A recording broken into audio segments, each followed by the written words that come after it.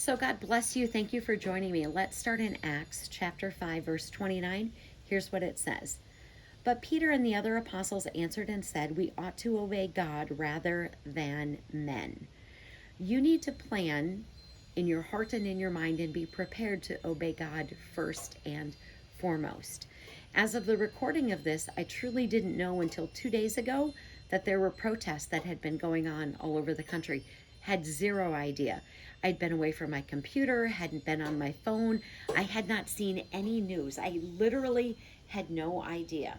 So I found out that there were these protests and I did some searching to see where they were. And it looks like many places on the East Coast, the West Coast, Denver, Chicago, which will be closest to me because I am in Wisconsin. And obviously by the time this airs, there could be places of other locations where there's more protests after I record this and before this airs. So you need to be prepared in your heart and your mind to obey God rather than men, because you don't know what will be asked of you, and you can't wait to get your courage then. You have to have your courage now, and your courage to say, I will just follow God, and if what you're asking me to do, I won't do. Such as possibly think about what went on in Germany in the 1930s and 40s. Let's just say that. So think about what happened if people had obeyed God, what they would not have done.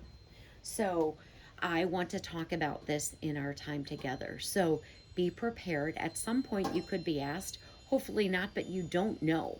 So you want to be prepared in advance.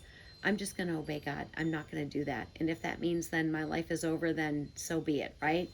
So let's go over to the Old Testament. I'm going to be in Daniel 3. We're going to kind of do a summary here for time purposes, but you know the story.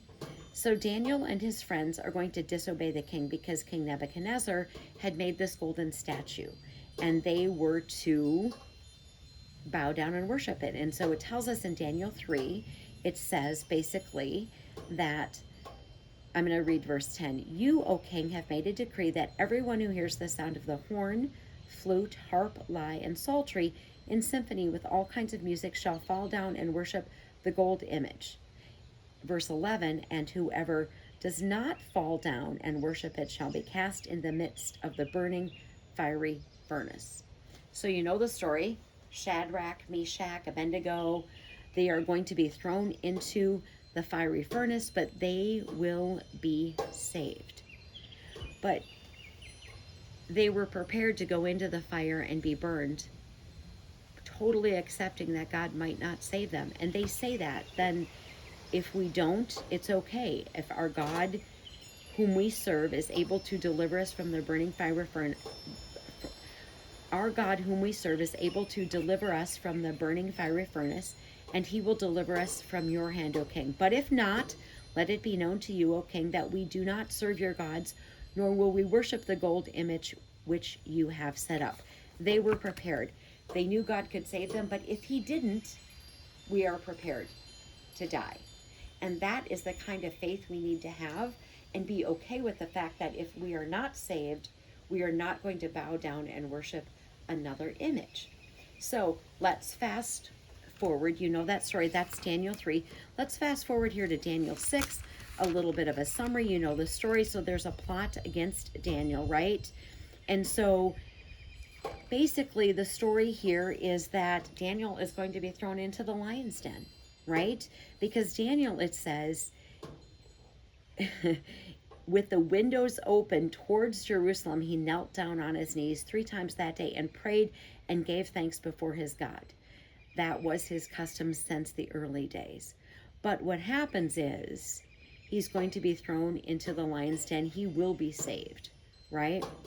So when the king gives the command later in Daniel 6 for Daniel to be cast into the den of lions, he says, your God, whom you serve continuously, he will deliver you. So we see that there is a decree that is made. We see that Daniel is praising God, and we see that Daniel is going to be thrown into the lion's den, and we know that Daniel is saved. We know that. You need to be prepared to follow God and not to follow man. We have these examples of Daniel. We have these examples of the apostles. We are almost out of time. Armor Up We Ride at Dawn. May God bless you as always. Have a great day.